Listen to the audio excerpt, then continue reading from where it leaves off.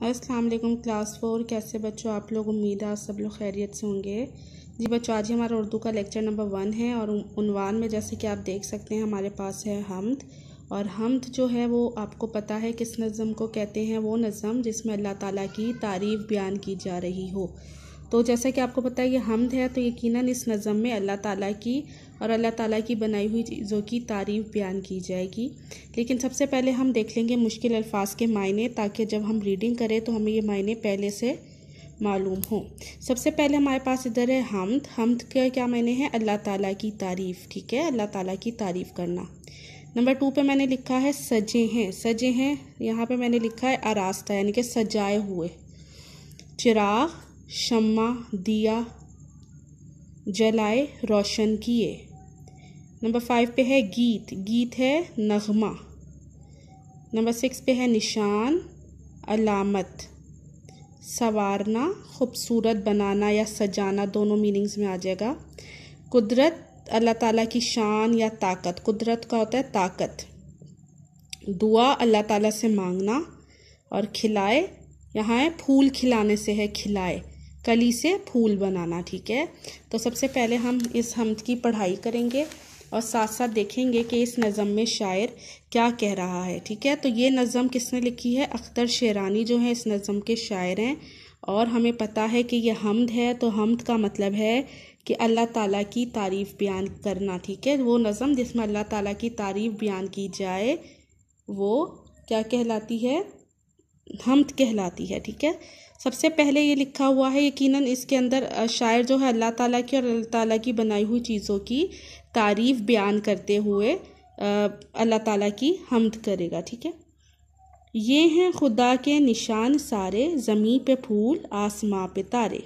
ठीक है, तो हमने निशान का क्या पढ़ा था? अलामत। ठीक है, अब वो शेर में शायर कह रहा है कि ज़मीन पे जो फूल खिले हैं और आसमान पर जो तारे चमकते हैं वो सब अल्लाह ताला की निशानियां हैं। ठीक है, अल्लाह ताला की निशानियां हैं। इससे ज़ाहिर होता है कि इन चीज़ों का कोई बनाने वाला मौजूद है। ठीक है, और अल्लाह ताला के अलावा और कोई नहीं हो सकता। इंसान बना सकता है ज़मीन, फूल, आसमान, तारे? कोई भी नहीं ना। तो ये ज़मीन पे जितनी भी चीज़, ज़मीन पे जो फूल हैं और आसमान पे जो तारे हैं, ये तमाम अल्लाह ताला की निशानियां हैं और इस बात को ज़ाहिर करती हैं कि इसको बनाने वाला मौजूद है।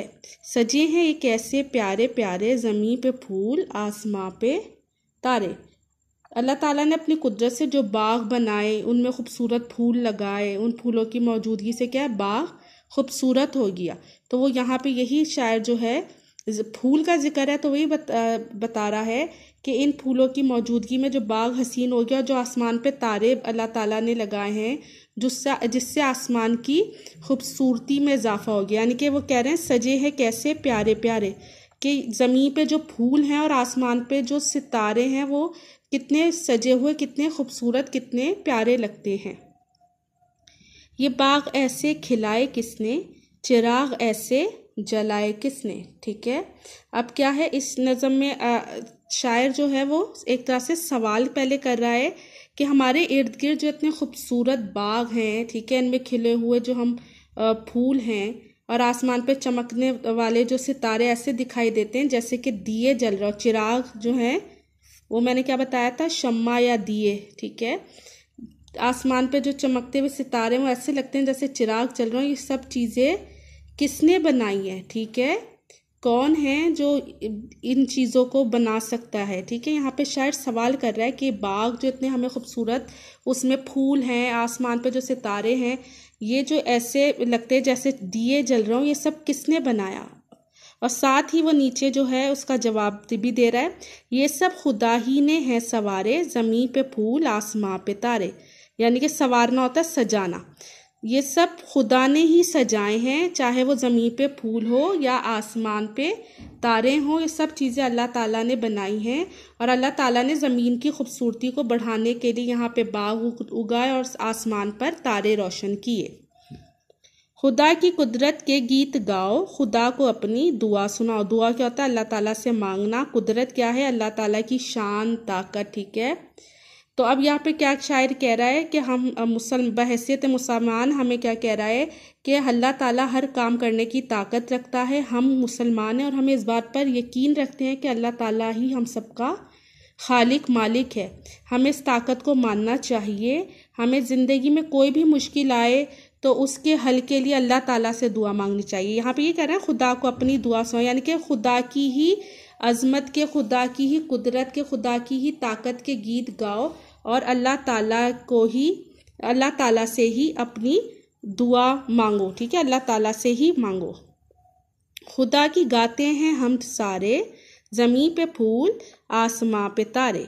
अब यहाँ पे क्या कह रहा है, साथ साथ वो ये भी बता रहा है कि जितनी भी चीज़ें हैं, चाहे ज़मीन पे खिले हुए फूल हों, ठीक है, और चाहे आसमान के तारे हों, वो सब अल्लाह ताला की तारीफ़ बयान करते हैं। ठीक है, ऐसे ही है कि जितने भी हैं परिंदे हैं, जो भी चीज़ें हैं, दरख्त, पहाड़, फूल, वो सब क्या हैं, अल्लाह ताला की तारीफ़ बयान करते हैं। तो वो यहाँ पे ये कह रहा है कि खुदा की गाते हैं हमद सारे। हमद क्या हो गई, तारीफ़ करना। ठीक है, ज़मीन पे फूल आसमान पे तारे, यानी कि ज़मीन पे मौजूद फूल और आसमान पे चमकते हुए तारे भी अल्लाह ताला की तारीफ़ करते हैं। ठीक है, तो ये नज़म किसने लिखी है, अख्तर शेरानी ने लिखी है। और इस नज़म में वो अल्लाह ताला की बनाई हुई चीज़ें और ख़ास तौर पे आसमान पे चमकते सितारे और ज़मीनों पे मौजूद फूल और बागात की तारीफ़ करते हुए कह रहा है कि तमाम चीज़ें अल्लाह ताला की ही बनाई हुई हैं। अल्लाह के सिवा कोई नहीं है जो ये सब चीज़ें बना सके। तो हमें भी अल्लाह ताला की ही कुदरत के गीत गाने चाहिए, अल्लाह ताला की ही शान के हमें कसीदे पढ़ने चाहिए और उसी की हमें हम्द करनी चाहिए। ठीक है, 4th क्लास आपका काम क्या है, आज आपने ये जो अल्फाज मायने हैं ये आपने अपनी कॉपी पे लिखने हैं। ठीक है, और इसे याद भी करना है। सही है, चलें बच्चों, अल्लाह हाफिज़।